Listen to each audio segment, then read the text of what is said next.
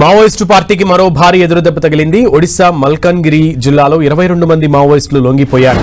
Odisha DGP YB ఖురానీ ఇతర senior అధికారుల సమక్షంలో సరెండర్ అయ్యారు.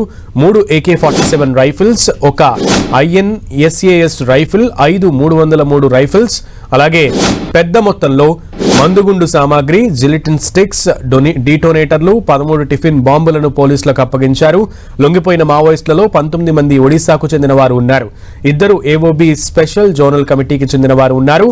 వారిలో ఒక డివిజనల్ కమిటీ సభ్యుడు, 6 ఏరియా కమిటీ సభ్యులు, 15 మంది పార్టీ సభ్యులు ఉన్నారు. లొంగిపోయిన వారందరిపై మొత్తం 2.18 కోట్ల రూపాయల నగదు రివార్డు ఉన్నట్లు ఒడిశా డీజీపీ వెల్లడించారు. జనజీవన స్రవంతిలో కలిసే మావోయిస్టులకు ప్రభుత్వం తరపున పునరావాసం కల్పిస్తామని హామీ ఇచ్చారు డీజీపీ. ఇదే అంశానికి సంబంధించి మరింత సమాచారం మా ప్రతినిధి సైదులు అందిస్తారు. సునీల్, ఛత్తీస్గఢ్ లో అదేవిధంగా AOB తెలంగాణలో మహారాష్ట్ర ప్రభుత్వాల ముందు పెద్ద ఎత్తున పోలీసులు లొంగుబాటు జరిగిన ఘటనలు చూసా. ఇప్పుడు తాజాగా ఒరిస్సాలో కూడా మావోయిస్టులు లొంగుబాటుకు నిర్ణయం తీసుకున్నారు. మనం చూస్తున్నాం వరుస ఎదురు దెబ్బల నేపథ్యంలో ఒరిస్సాకు సంబంధించి మొత్తం తెలంగాణ, ఛత్తీస్గఢ్, ఒరిస్సాకు సంబంధించిన కీలకమైనటువంటి నేతలు, ఆ సరిహద్దు ప్రాంతాల్లో కీలకంగా ఉన్న నేతలంతా 22 మంది పైగా మావోయిస్టులు మల్కన్గిరి పోలీసుల ఎదుట డీజీపీ ఖురానియా ఎదుట లొంగిపోయే పరిస్థితి ఉంది. ఖురానియా కూడా పూర్తిగా డీజీపీ కూడా జనజీవన స్రవంతిలోకి వచ్చేటువంటి మావోయిస్టులు ఎవరైతే ఉంటారో వారందరూ కూడా ప్రభుత్వం నుంచి అందాల్సినటువంటి సహాయ సహకారాలతో పాటు వారందరికీ కూడా పూర్తి స్థాయిలో కూడా ఉద్యోగ భద్రతలు, వాళ్ళకి కుటుంబాలు మొత్తం కూడా గౌరవప్రదంగా ఉండే విధంగా చూస్తామని కూడా హామీ ఇచ్చిన పరిస్థితి. మొత్తం లొంగిపోయిన వారిలో 22 మందిలో 15 మందికి సంబంధించిన పార్టీ సభ్యులు ఉన్నారు.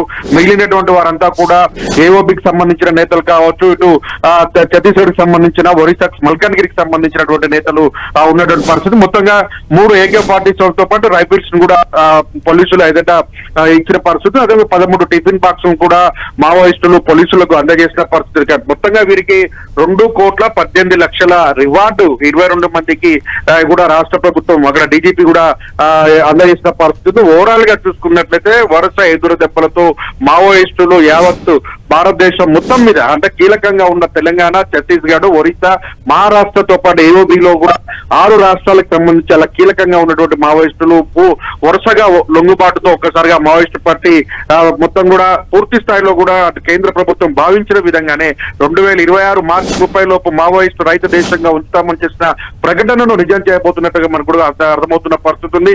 వరుస లొంగుబాటులతో కీలకమైన నేతలు కొంతమంది లొంగుబాటు, కొంతమంది ఎన్కౌంటర్ లో ప్రాణాలు కోల్పోతున్న పరిస్థితి. ఒకవైపు మొత్తం ఛత్తీస్గఢ్ దండకార్యానికి సంబంధించి కావచ్చు, ఒరిస్సా మొత్తం మహారాష్ట్రకు సంబంధించిన ప్రాంతాలు అన్నిటి కూడా దండకార్యాలను పూర్తి స్థాయిలో కూడా జల్లెడ పడుతున్నారు. మావోయిస్టు పార్టీకి సంబంధించిన అమరవీరుల స్తూపాలను కూడా పెద్ద ఎత్తున కూల్చివేస్తూ మావోయిస్టుల జ్ఞాపకాలను ఆ పరిసర ప్రాంతాల్లో ఉంచకుండా అంటే గిరిజనులను వాటి దండకార్యంలో ఉన్నటువంటి గిరిజనులు అందరూ కూడా చైతన్యవంతం చేస్తూ బేస్ క్యాంపులు కూడా ఏర్పాటు చేస్తున్న పరిస్థితి. ఒరిస్సాలో మొదటిసారిగా 22 మంది మావోయిస్టులు లొంగిపోవడం అనేది పెద్ద అంశంగా చెప్పుకోవచ్చు. మొత్తంగా పోలీసులు సక్సెస్ సాధించారని కూడా చెప్పుకోవచ్చు. డీజీపీ కూడా ఖురానియా కూడా పూర్తి స్థాయిలో మావోయిస్టులు అందరూ కూడా లొంగుబాటు జనజీవన స్రవంతులకు రావాలని కూడా ఆయన విజ్ఞప్తి చేస్తున్న పరిస్థితి అవుతుంది. Okay Saidulu, thank you.